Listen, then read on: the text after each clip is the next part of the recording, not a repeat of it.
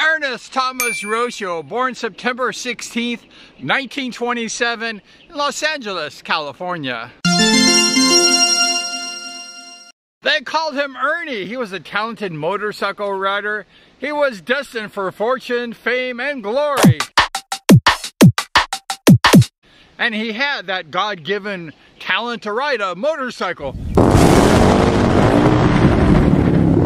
As a young team, Ernie had this 1941 Indian 750 Sport Scout. That was his first bike, and it was a fast bike. It was a flat tracker. Ernie Roccio, he started out as a flat tracker.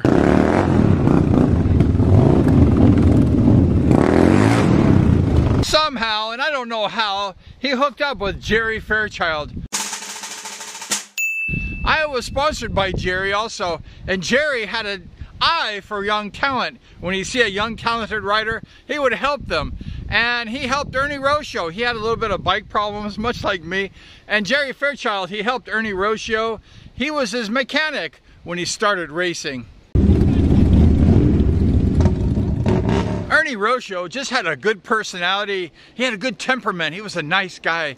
And in 1946, Jerry Fairchild, he built him the first lay-down speedway motorcycle in America. That was the first one. It was a JAP long stroke. Jerry Fairchild, he built that long stroke JAP for who?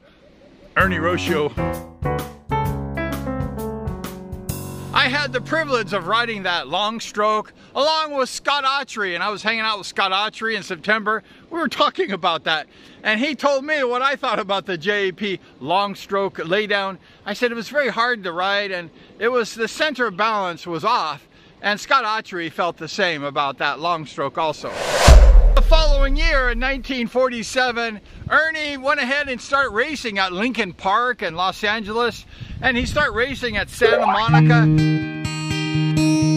And all the speedway tracks, they had a lot of them back in the mid-40s. Speedway was really popular back then. And Ernie Roccio was racing, and he was doing well. He was competing against the world champion, Jack Milne,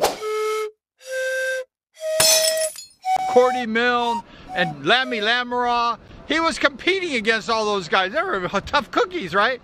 And also, Ernie, he was a 50-yard line rider.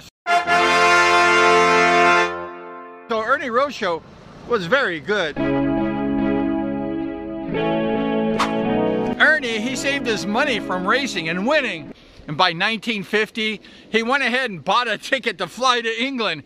He was going to be a British League rider for Birmingham. He was very excited. He flew into this place called Prestwick, and then when he was there, they denied him for a labor dispute, immigration.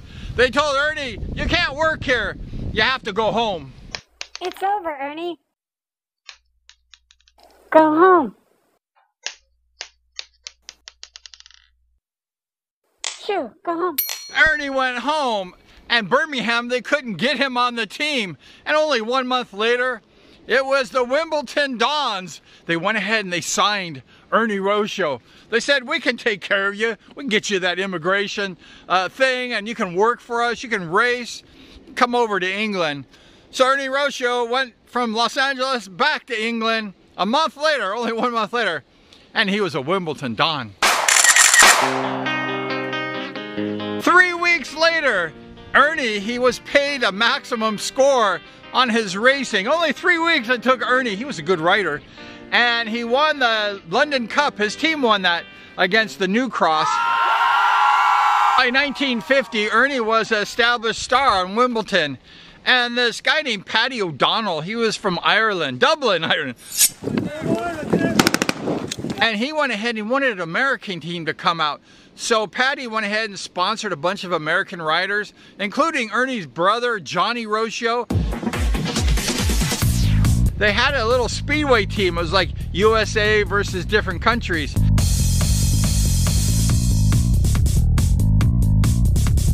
And it was called the Shelbourne Tigers.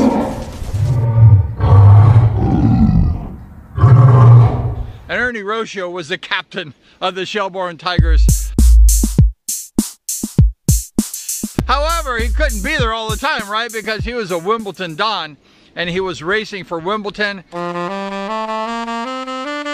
But he proudly raced for that team, the Shelbourne Tigers. While riding for Wimbledon, Ernie Roccio became good friends with a superstar, the megastar of Speedway, Ronnie Moore.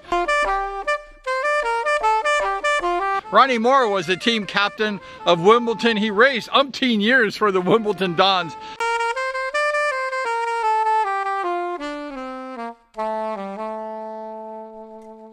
And Ernie Roccio, he quickly became friends with Ronnie Moore. Ernie had a fantastic 1951 Speedway season. He was on fire. Ernie Roccio, he became one of the star riders, one of the fan favorites over there at Wimbledon. 1951, they had the World Qualifier matches, and Ernie Roccio, he was a top point getter with 23 points. Everyone was impressed with Ernie's racing ability. Ernie Roccio was billed to be the next world champion. Bad luck struck Mr. Roccio. He was in that world championship meet. He had qualified with 23 points. However, he had that old knee injury. It messed him up. He couldn't race. He got 2 points in his first match in the World Championship. Then it hurt him so bad he couldn't race. He scored zeros and then he pulled out. Ernie Roccio, he finished 15th place. However, he was injured. And he was a tough guy to stay in that World Championship match. Woo! Ernie, he had just qualified for the World Championship in 1952, and then something very bad happened on the last event at the Custom House Stadium in West Ham. Tragedy struck Ernie Roccio. Wimbledon against West Ham. It was the final race of that particular meet that night, and Ernie Roccio, I believe, was in second place. He was going for that win. And the rider right in front of him, he sprayed mud in Ernie's face, and Ernie couldn't see. I guess he didn't have the tear off or something like that. He's wiping his face, and he slowed the bike down, and a rider on his own team from behind came up and whacked Ernie very hard. Ernie went flying into the fence, and he had severe brain and head injury. He was rushed to the hospital in London, and shortly afterwards, Ernie Roccio had passed away.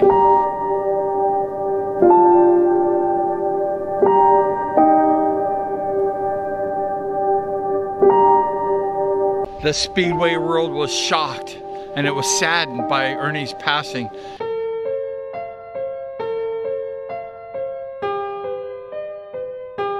The Roccio family was devastated. Brother Johnny, they rushed Ernie's body back to Los Angeles for burial, and that was the last time Johnny Roccio ever raced a Speedway bike. The family was just devastated. I mean, nobody could believe that Ernie Roccio had passed away. It really just destroyed everyone. Everyone was shocked because Ernie was such a good guy. He was a popular racer. He was a world champion in the making. And just like that, everything was gone. He gave his life and the sport he loved. Even by this tragedy, the Roccio family, they still loved the Speedway family, the people in Speedway. They were friends with Barry Briggs.